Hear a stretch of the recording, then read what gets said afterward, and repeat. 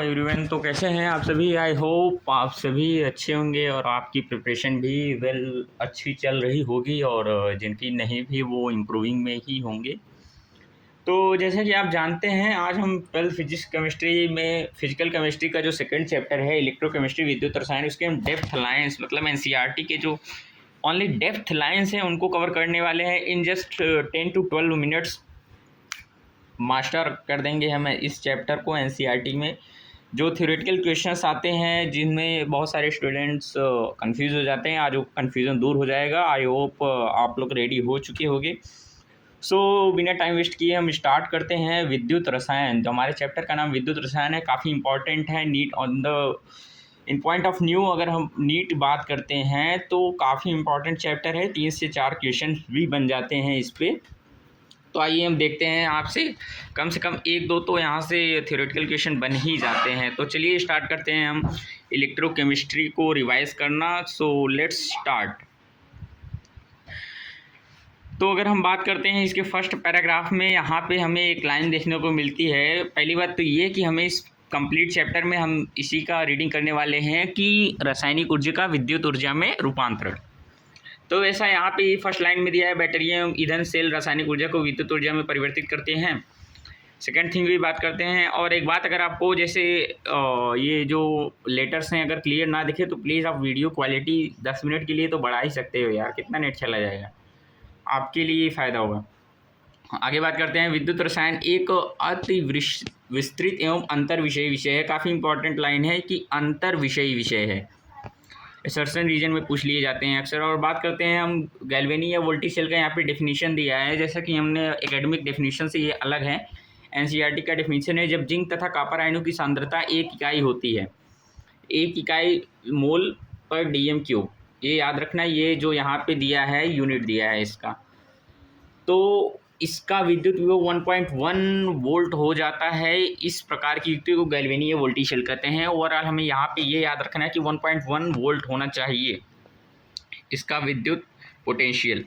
आगे बात करते हैं। तो गैल्वेनी सेल एक विद्युत रासायनिक सेल है। यह एक स्वतः रेडॉक्स अपक्रिया की रासायनिक ऊर्जा को विद्युत ऊर्जा में रूपांतरित करती है। स्वतः मतलब अपने आप होने वाली अभिक्रिया, और रेडॉक्स मतलब आप जानते हैं ऑक्सीडेशन एंड रिडक्शन दोनों होगी। तो ये जो रेडॉक्स रिएक्शन की जो केमिकल एनर्जी क्रिएट होती है उसको ये विद्युत ऊर्जा में रूपांतरित करती है। इस युक्ति में स्वतः रेडॉक्स अपक्रिया की गिब्स मुक्त ऊर्जा कार्य में रूपांतरित होती है। काफ़ी इंपॉर्टेंट लाइन है, पूछ लिया जाता है कि गिब्स मुक्त ऊर्जा कार्य में रूपांतरित होती है, ना कि शक्ति में, जिसको मोटर या अन्य विद्युतीय युक्तों जैसे हीटर, पंखा, गीजर इत्यादि में उपयोग में कर लिया जाता है।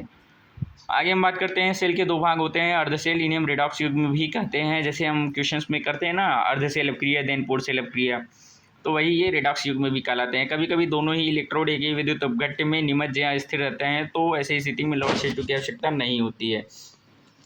One of the greatest line है, क्योंकि यहाँ पे ये बोल रहा है, जैसे हम गैल्वेनी सेल की स्ट्रक्चर की बात करते हैं, जैसा कि आपने भी पढ़ा होगा, उसमें क्या होता है, उसमें क्या 2 पात्र होते हैं जिनमें 2 इलेक्ट्रोड होते हैं, एक जिंक और एक कॉपर। तो हम देखते हैं कि जिंक में जिंक सल्फेट का विद्युत अपघट्य इलेक्ट्रोलाइट होता है, एंड कॉपर में कॉपर सल्फेट का होता है। अगर हम यही दोनों एक ही ले लें, जैसे हम अगर दोनों कॉपर सल्फेट ही ले लें, तो यहाँ पे हमें ये साल्ट ब्रिज की आवश्यकता नहीं होगी। Next important and depth line की बात करते हैं। एक अर्ध सेल अपक्रिया में प्रयुक्त स्पीशीज सांद्रता केवल 1 इकाई होती है, तो इलेक्ट्रोड विभव को मानक इलेक्ट्रोड विभव कहते हैं। डेफिनेशन थोड़ा अलग लग रहा होगा आपको नोट से, बट इसको कॉपी कर लीजिए। आईयूपीएसी के अनुसार देखिए, यहाँ पे आयु पैक के अनुसार अपचयन विभव को अब मानक इलेक्ट्रोड विभव भी कहते हैं। नेक्स्ट लाइन की बात करते हैं। गैल्वेनी सेल के दोनों इलेक्ट्रोडों के बीच के विभवांतर को सेल विभव कहा जाता है। काफ़ी बार क्वेश्चन में आपने देखा होगा। सेल विभव कैथोड एवं एनोड इलेक्ट्रोड विभव का अंतर होता है, इसे सेल विद्युत वाहक बल कहते हैं। हाँ, एक बात और, इलेक्ट्रोमैग्नेटिक फोर्स जो होता है वो एक अकेले सेल के लिए हम नहीं फाइंड कर सकते, इसे हमें फाइंड करने के लिए कम से कम 2 सेल की आवश्यकता होती है। आगे हो सकता है एनसीईआरटी में मेंशन हो। हाँ, जैसा कि यहाँ पे है, अकेले अर्धसेल के विभव का मापन नहीं किया जा सकता, केवल हम 2 अर्धसेलों के विभव का केवल 2 अर्धसेलों के विभव का मापन ही कर सकते हैं, इनके अंतर का। इसे इलेक्ट्रोमोटिव फोर्स या विद्युत वाहक बल।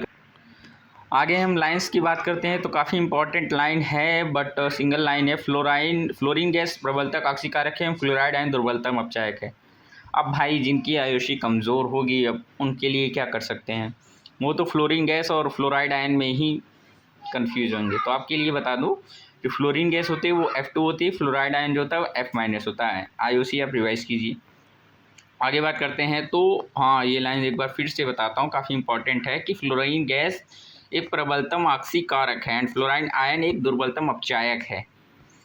आगे अगर हम बात करते हैं तो कॉपर आयनों की सांद्रता बढ़ने पर यह बढ़ता है, जिंक आयनों की सांद्रता बढ़ने पर घटता है। क्या ये सेल का विद्युत वाहक बल की बात करता है। ये एक सेल का इक्वेशन लिखा हुआ है जिसके अकॉर्डिंग ये बात कर रहा है कॉपर एंड जिंक आयनों की सांद्रता बढ़ाने से विद्युत वाहक बल में क्या परिवर्तित होता है। One of the greatest and आप डायरेक्टली नोट कर लीजिए इसे अपने लाइन्स में। यदि हम गैल्वेनिक सेल से अधिकतम कार्य लेना चाहते हैं तो आवेश का प्रवाह उत्क्रमणी करना होगा, रिवर्सिबल करना होगा। अधिकतम कार्य के लिए रिवर्सिबल करना होगा। गैल्वेनिक सेल के द्वारा किया गया रिवर्सिबल कार्य या उत्क्रमणीय कार्य गिब्स मुक्त ऊर्जा में की कमी के बराबर होता है। आप इसे फॉर्मूला डिराइव करते टाइम लिखे होंगे। प्रतिरोध का एसआई यूनिट आप लिख लीजिए क्योंकि ये डायरेक्टली पूछ सकता है। वैसे तो एक ओम मीटर होता, ओम तो होता ही है, दूसरा एक एसआई मात्रक होता है किग्रा metre square by S³ A ampere है किग्रा, यहाँ पे जानते ही हो आप। प्रतिरोधकता मतलब विशेष प्रतिरोध की बात कर रहा है यहाँ पे। चालकत्व तो मतलब चालकता का एसआई मात्रक सीमेंज होता है।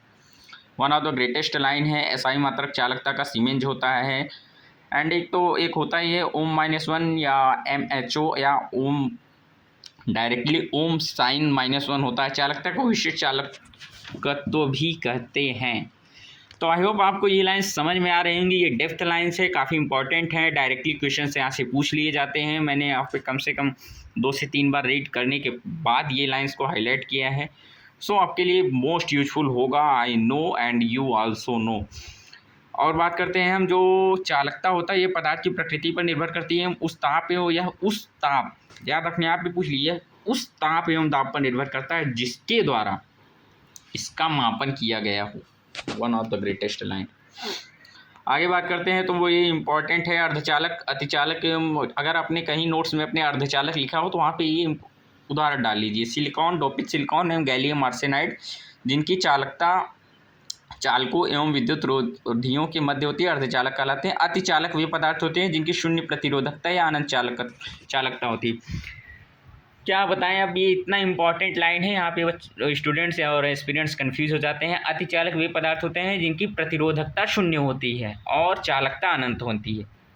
समझ में आया कि नहीं? इसको आप बाय फॉर्मूला भी कर सकते हो, जैसे चालकता = 1/r होता है, तो इससे भी कर सकते हो। अगर R 0 है तो चालकता अनंत होगी। और यहाँ पे धातु में विद्युत चालकत्व की बात करता है, वन ऑफ द बेस्ट। आप अगर लक्ष्य नीट हमारे बैच के स्टूडेंट हो, लक्ष्य नीट हिंदी 2026 के अगर आप एस्पिरेंट हो तो DT सर ये मिस कर दिए हैं। और नहीं तो अगर आप पढ़े हो तो आप स्टैंडर्ड लेवल के हो भाई। धातुओं के विद्युत चालकत्व को धात्विक या इलेक्ट्रॉनिक चालकत्व कहते हैं, या इलेक्ट्रॉनों के गति के कारण होता है। इलेक्ट्रॉनिक चालकत्व निम्नलिखित पर निर्भर करता है: धातु की प्रकृति एवं रचना, प्रति परमाणु संयोजी इलेक्ट्रॉनों की संख्या, ताप बढ़ाने पर धात्विक चालकता कम होती है। One of the greatest and one of the depth line of NCERT आपको याद होना चाहिए, डायरेक्टली इसे नोट कर लीजिए।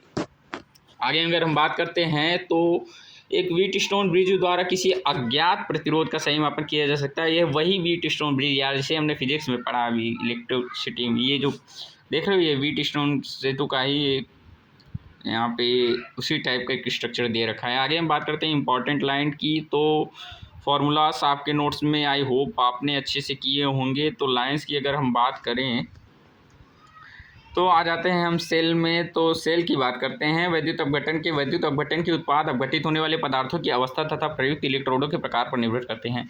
One of the best line है कि वैद्युत अपघटन के उत्पाद जो होते हैं वो पदार्थ की अवस्था तथा प्रयुक्त इलेक्ट्रोडों के प्रकार पर निर्भर करते हैं। इलेक्ट्रोड तो आप जानते ही होंगे ना, जैसे धातु इलेक्ट्रोड, प्लेटिनम। अब यहाँ पे हम सेल पे आ जाते हैं, यहाँ से भी क्वेश्चन आ जाते हैं भाई। बहुत लोग सोचते हैं कि केवल बोर्ड के लिए इंपॉर्टेंट है, बट ये नीट एंड जेईई दोनों में यहाँ से क्वेश्चन आ जाते हैं। जो प्राथमिक शेल होती हैं वो शुष्क शेल होती हैं, लैक्लांशियस शेल भी इन्हें कहते हैं। इनकी रिएक्शन आप नोट्स में ज़रूर ऐड की होगे, आई होप। और मर्क्यूरी शेल की बात करते हैं, ये श्रवण यंत्र, घड़ियों आज जैसी विद्युत की कम मात्रा की आवश्यकता होने वाली युक्तियों में प्रयोग किया जाता है मर्क्यूरी शेल। जैसे आप हैंड वॉश तो पहने होंगे वो वाला जिसमें से आपने सेल भी तो कभी निकाला होगा, मैंने तो निकाला है भाई। तो वो सेल जो होता है वो मरकरी सेल होता है, क्योंकि उसमें बहुत कम ऊर्जा की आवश्यकता होती है।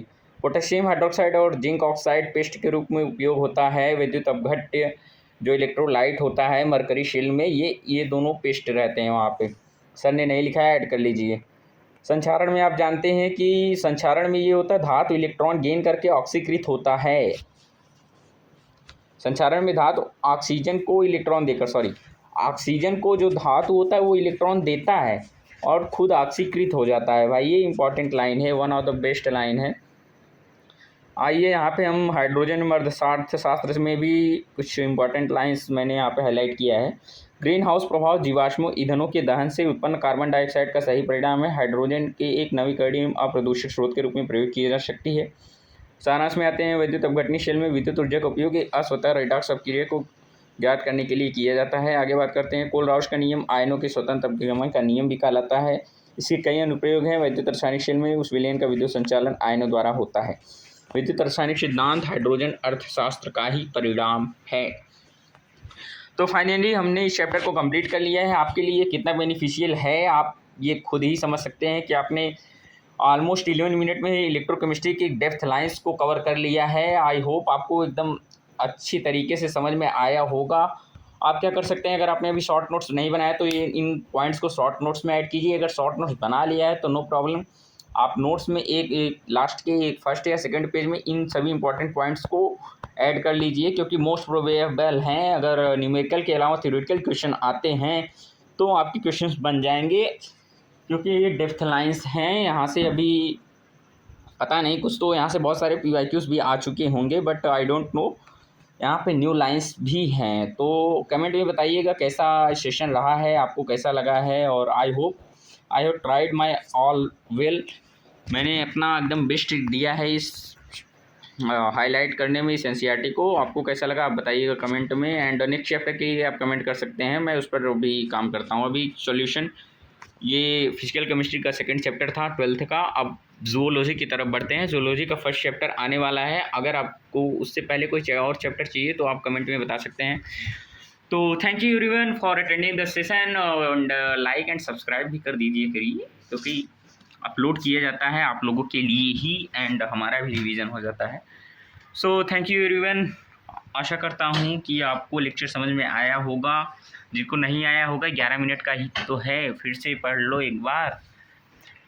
So thank you everyone, all the best for your further studies and examination. अब तो बोर्ड भी आने वाले हैं, बोर्ड के लिए भी काफ़ी इंपॉर्टेंट है। Thank you everyone, bye bye.